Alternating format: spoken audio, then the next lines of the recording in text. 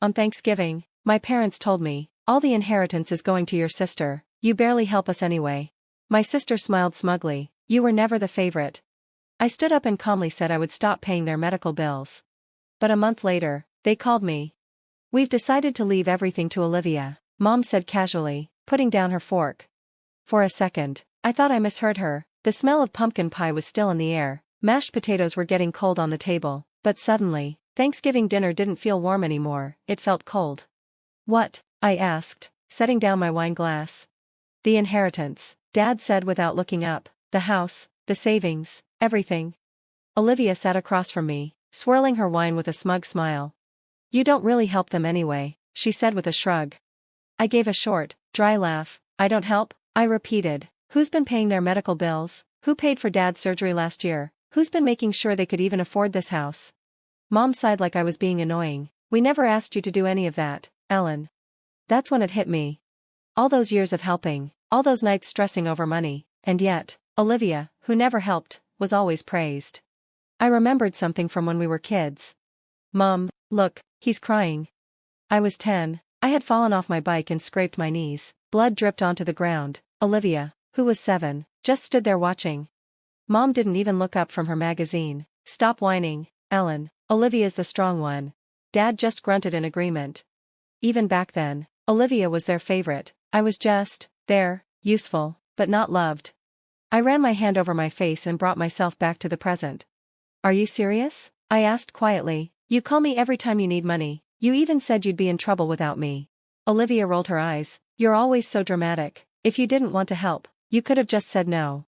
I looked at her, that same smug attitude. She had always acted like things were owed to her. I stood up and grabbed my jacket. Oh great, Olivia said. Here we go, another dramatic exit. I leaned in slightly. Good luck with the bills. I'm done. Mom's eyes widened. Ellen, wait. No, I said. You made your choice. You said you don't need my help, so now you won't have it. I turned to Olivia. Hope you're ready to actually work for once. Her smirk vanished. You can't just walk away. Watch me, I said. And I did.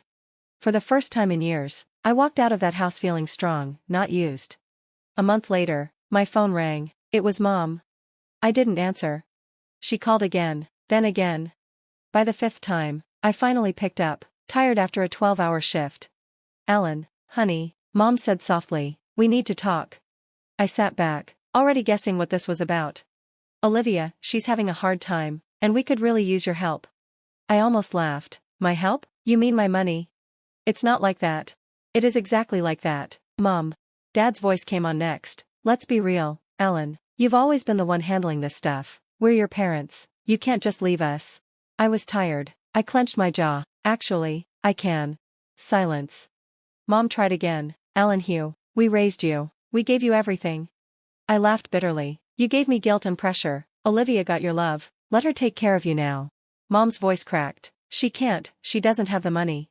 And there it was. They didn't want me. They just needed me. I became a doctor because I wanted to help people. I worked through long, hard years. No help from my parents, just loans and late-night shifts to survive. Meanwhile, Olivia partied through college, built up credit card debt, then dropped out. My parents still supported her. But when I finally started making good money, they came to me, again and again.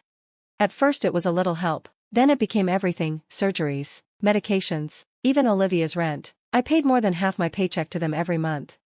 Still, it was never enough. When I was exhausted after back-to-back shifts, my mom only asked about the electric bill. When I canceled vacations, my dad asked if I could help Olivia go to Florida instead. And when I saved up for an apartment, my mom guilted me into covering their mortgage instead. Not once did they ask how I was doing. You mean the bills I used to pay before you kicked me out of the family? I said to Dad. You made your choice, now live with it.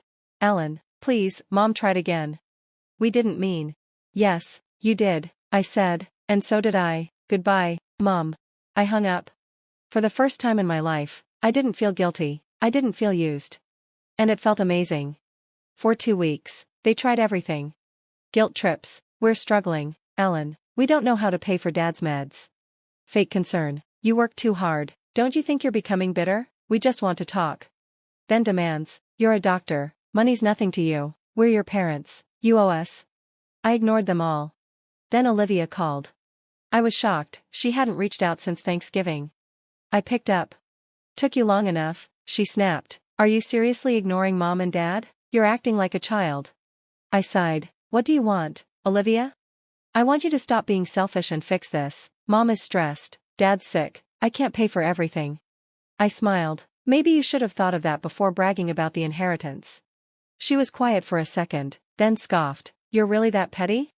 Petty? I said calmly. Petty is taking my money for years and never saying thank you. Petty is smiling while Mom and Dad erased me at Thanksgiving. Petty is calling me now only because your plan fell apart. That's not it. Yes, it is. She paused, then softened her tone. Alan. I get it, you're mad, but you're still family. Family helps each other. I laughed. No, Olivia, I was your ATM, and now, the ATM's out of service. I hung up. I thought that would be the end.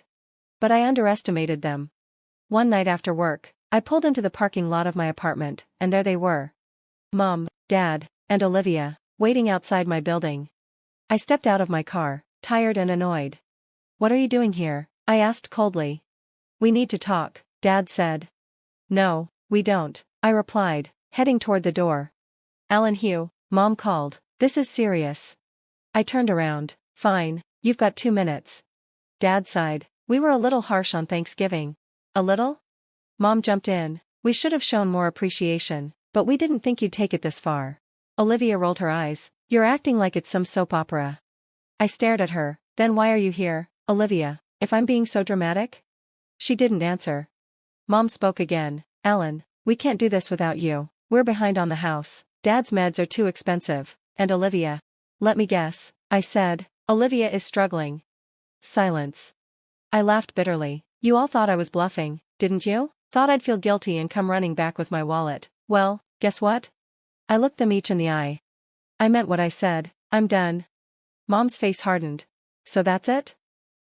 You're just walking away from your family? No, I said. You walked away from me a long time ago. I'm just finally accepting that. Dad's face got tense. You're being selfish, Alan Hugh. Really? I said, looking straight at him. If I were truly selfish, I would have stopped helping a long time ago. I've been giving up half my paycheck every month so you could keep the house. I've cleaned up your messes over and over. If that's selfish, then what would you call what you've done? Olivia folded her arms. Come on, Alan, stop acting like a hero. I looked at her coldly. You know what? I almost feel sorry for you. You've never had to work for anything, and now, for the first time, you're seeing that money doesn't just magically appear, and you hate it. She stared but didn't say a word. Mom shook her head. You'll regret this, Alan. I took a deep breath. No, Mom, for once, I really don't think I will. I walked into my apartment and closed the door. They didn't come after me. 1 month later. At first, they pretended they were fine without me. Mom sent little guilt-filled texts like, we're figuring it out and Olivia's stepping up. I ignored them. Then things got real. One night after work, I got a message from an unknown number. Olivia, you happy now? Then, Olivia, Mom and Dad had to sell the house. I hadn't expected things to fall apart so fast. I replied. Me, how is that my problem? Her answer came quickly. Olivia, because you caused this. If you'd help like always, they wouldn't be in this mess. I sighed. They really thought I was the bad guy? A week later, I learned the full story, from Uncle Robert, not them. He said Mom and Dad spent all their savings trying to cover the mortgage after I stopped helping. Bills piled up. Dad's meds were overdue. They had no backup plan. And Olivia, for all her talk, couldn't afford anything. They had to sell the house just to survive. You did the right thing, Uncle Robert told me. They've always been reckless. They used you as a safety net. Where are they now? I asked. Some cheap rental. Now that the inheritance is gone, Olivia's losing it. I smiled. Of course she was. Olivia's breakdown. 2 days later, she stormed into my apartment without warning. You ruined everything, she shouted, throwing her purse on the couch. I stayed calm. Nice to see you too. Don't start, she snapped. Do you know what you've done? They had to move into some gross place because of you. The inheritance is gone. And? I said calmly. She got red in the face. We had a plan. Mom and Dad were going to leave everything to me and I. She stopped, her mouth shut tight. You were going to sell the house, weren't you? I said. Her face said it all. That had been her plan, sell the house and cash out. Now that it was gone, so was her easy money. Get out, I said, tired. Alan. I said get out. She grabbed her purse and glared at me. You think you're better than us because you have money, you're selfish. I shook my head.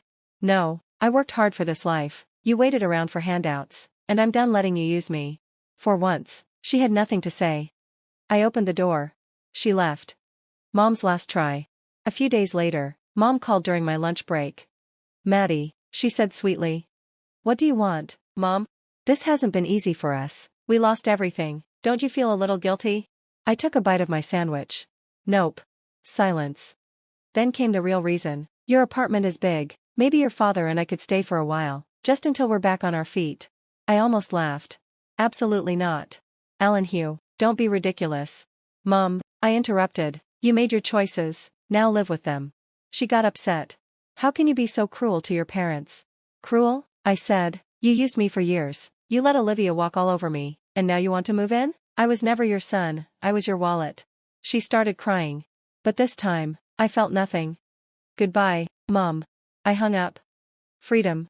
For the first time in my life, I was free. No more paying their mortgage. No more bailing Olivia out. No more guilt. My money was mine. I saved, I traveled, I rested. And I didn't miss them. 6 months passed. No messages, no begging, just peace. I had control. Over my money, my choices, my future. And I was doing great without them. The final message. One night, I got a text from a number I didn't know. Olivia, Ellen, please call me, it's important. I almost ignored it, but I responded. Me, what do you want? A few minutes later. Olivia, Mom's in the hospital. I felt nothing. No fear, no sadness, just tired. Me, and? Olivia, she's sick, you're a doctor, you should care. I sighed. Me, I cared for years, I paid for everything, and now you want my help again? No answer. I didn't text again. I chose me. I never found out what happened to her, not because I couldn't, but because I didn't want to. I had spent years sacrificing myself for people who didn't appreciate it. Now, they were living with their choices. And I was living with mine. Final thoughts. To everyone who's been in my shoes, you don't owe anyone your mental health or your money. Even if they're family. People called me selfish, maybe I am. But I'd rather be selfish and free than used and miserable. I'm happy now. I travel, I save, I rest. And I don't miss them. Thanks to everyone who supported me. Your words helped more than you know. And to those still struggling with toxic family, you are allowed to choose yourself. I did. And it was the best decision I ever made.